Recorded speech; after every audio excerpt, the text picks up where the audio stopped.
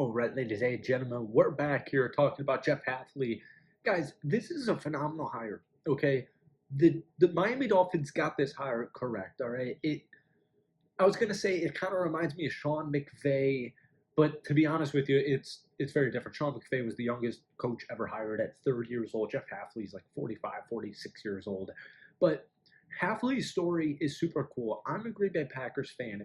Do you know how rare it is to have a coordinator lost and being upset about it? Usually usually because there's 31 losers in the National Football League, right? So if there's 31 teams that didn't win the Super Bowl, that means there's 31 head coaches, 31 offensive coordinators, 31 defensive coordinators, where everyone is viewing these guys under a microscope. And you see it like Sean McDermott just got fired.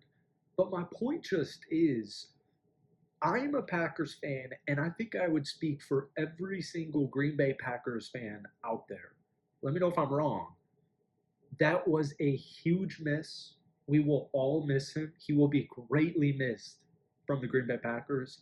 And Miami Dolphins fans, you will love the dude. You will love the dude. He had his introductory press conference today, and there were numerous things that stood out to me personally. He told a cool story about sleeping under his desks the first 2 years as a Pittsburgh, what was he, the defensive assistant. He had a bunch of he's going to call defensive plays. Let me see if I can see anything here. Oh, he got his start coaching Division III football. He personally is a former Division II football player. He went to Siena, which I'm pretty positive is a Division II team. He went undrafted in the NFL draft. He was a D2 receiver.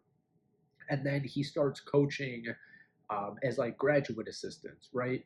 And when he finally gets a big break he went from like somewhere super small to Albany, which is super small, to Pitt.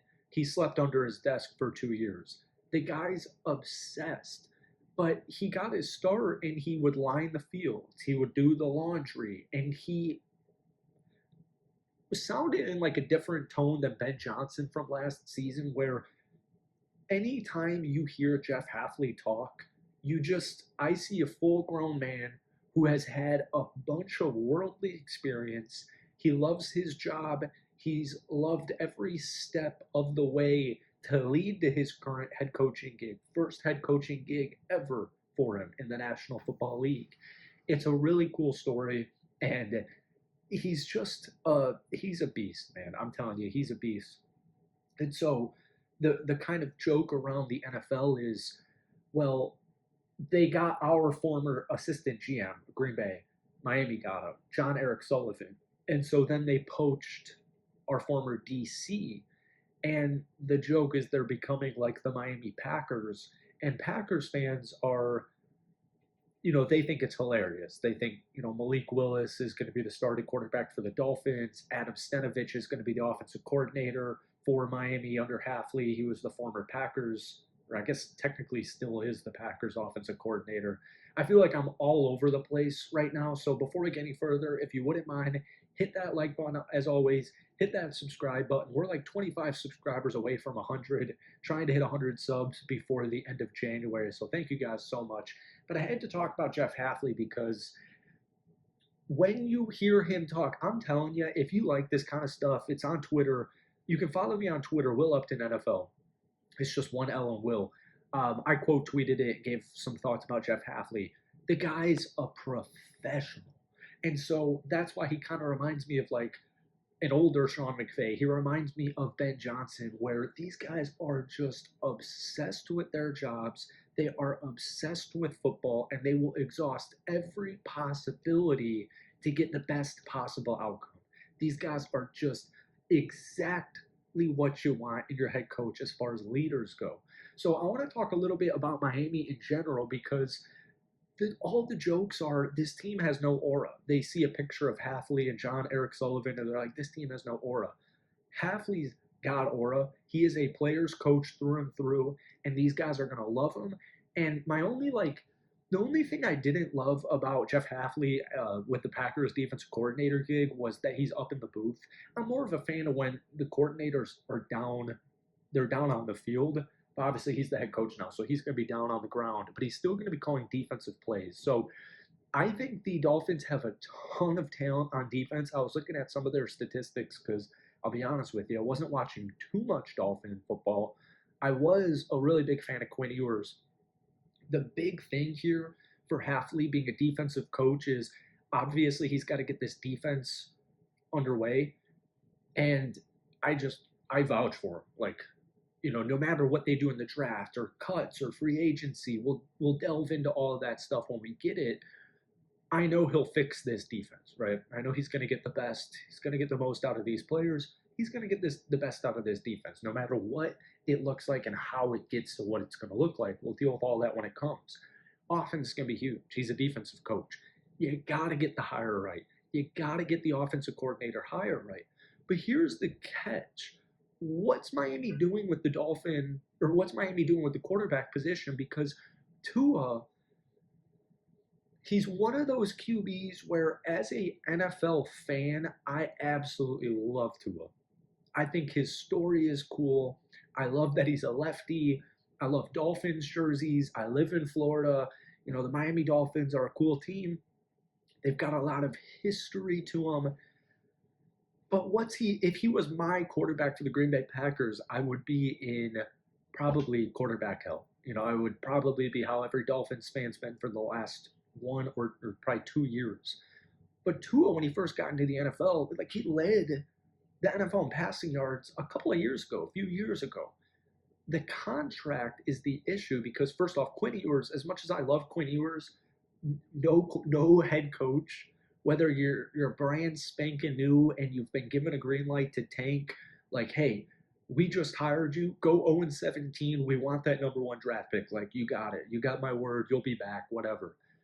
Quinn Ewers still isn't even the answer. No coach is taking a gamble on a 7th-round draft pick who we've seen start like 3 football games. So the Quinn Ewers story, that's going in my back pocket because I think Quinn Ewers is a guy who is going to come in for an injured QB, look poised, help the team make the playoffs or whatever, and then get a starting gig. But anyways, Tua probably should not head into this season as the designated starter, whether that means you go out there and you sign Malik Willis, which honestly is not a bad backup plan, or it's not a bad plan in general to pair up with Tua, Jeff Hafley, and we'll see what they do with OC. Because we're going to talk about coordinators in a couple of minutes, and this will all link, the whole Malik Willis and the Miami Packer crap. Anyways, Tyreek Hill is getting cut. He's 100,000% getting cut. Miami's in cap hell, but let's see here. He's got $30 million cap hit 2026. There's just no way he returns that. Obviously, he dislocated his knee, and he's already in the lower 30s. So Tyreek Hill's time in Miami already, no matter what Jeff Hafley or not, it was coming to an end. They've got the 11th overall draft pick, and it just looks like, I'm trying to get his actual number, Tua, but his cap hit, it's just too expensive. It's not smart for Miami to cut him this season. So honestly, I was kind of kidding, and Packers fans I think are kind of kidding, but Malik Willis and Tua as your 2 quarterbacks and then Quinn Ewers in your back pocket, that actually doesn't sound that bad. All right, but quarterback is a big priority here. Looks like you guys need a cornerback. Only 9 interceptions this past season. There's no like clear-cut cornerback number 1 here, which isn't the worst thing because my Packers, we traded our cornerback number 1, Jair Alexander, who I don't even know what the heck he's doing anymore in Baltimore. I don't even know how that ended up. I don't think it went well. But we had Keyshawn Nixon as our cornerback number 1, and as a player, he's fine. He's not a cornerback number 1, but Hafley still made it work. All right. Anyways, we'll just get into it because I don't know what else I was looking for. Quarterbacks or coordinators, sorry, to pair with the quarterback. So I've got an article here, Dolphins Wire. Looks like it's the USA Today affiliate. Adam Stites was the author. It was earlier today, and like Albert Breer with Sports Illustrated did a couple. I'll just tell them who they are for you. Oh my goodness. Here we go. Adam Stenovich, Brian Dable, Todd Monken, and this is a paid site, so we'll just stick with Dolphins Wire.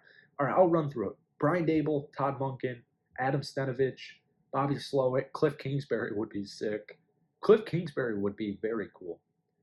Kyler Murray, Jaden Daniels, give Tua another season. Josh Grizzard, Brian Callahan, please no. Zach Robinson just went to Tampa. Dan Pitcher, please no. Mike Kafka, no. David Shaw, no. And Matt Nagy, no. I really like the idea of Adam Stenavich, as much of a joke as it is. I guess Brian Dable is like the hottest name that I can think of because Mike McDaniel went to be the Charger offensive coordinator. The reason I like Stenavich is, so going all the way back to the beginning of the video, Packers fans on Twitter make fun of Miami for poaching all of their personnel. And so the gist, once again, is they got our former assistant GM, John Eric Sullivan. He's now the GM of Miami. They got our defensive coordinator, Jeff Hafley. He's now the head coach. So they say Malik Willis and Adam Stenavich. Now, Adam Stenavich has been the Green Bay Packers offensive coordinator for a couple of seasons now. But the catch-22 is Matt LaFleur calls the plays. Now, as far as Jordan Love's development goes and passing game coordination goes, that's what Adam Stenavich is in charge of. Okay, and Matt LaFleur, I guess, according to Albert Breer with Sports Illustrated, there's a possibility Matt LaFleur would allow Stenavich to pursue a coaching position where he would finally get play-calling duties. So he's still our offensive coordinator, but Hafley is going to be looking for friends. And that's the whole joke is people make fun of Miami for they got an assistant GM for Green Bay, and he's getting all of his friends from Green Bay. But that's how life works. That's how the NFL works. That's how sports work. And people view it as a negative, and I don't know why that would be viewed as a negative. Like, they've got a bunch of guys, or they're going to get a bunch of guys in the building who know each other. I think it's awesome, man. Like, who doesn't want to start new fun projects and opportunities with your buddies? Like, that's the way I would do it. That's the way the NFL works, and that's what Miami's kind of doing right now. So I don't want to get into offensive coordinators' predictions pretty much because every time I do, a coordinator gets hired. Like, I'll make them like me. I could say, like, Brian Dable. I could sit here talk 5 minutes about Brian Dable, and I bet you by the time this video is uploaded, Brian Dable's like the head coach of Baltimore or something like that, or Buffalo, whatever it is. So we'll leave it at that. But thank you guys for watching. Dolphins fans, I promise you that you're going to love Jeff Hafley. He's a man. The players will respect him. They'll love him. He's a genius wizard on defense. This is a good hire, in my opinion. We'll see what they do offensively and then ultimately the quarterback position. So thank you for watching. Hit that subscribe button as always, and let me know your thoughts on Jeff Hafley to the Miami Dolphins. Peace.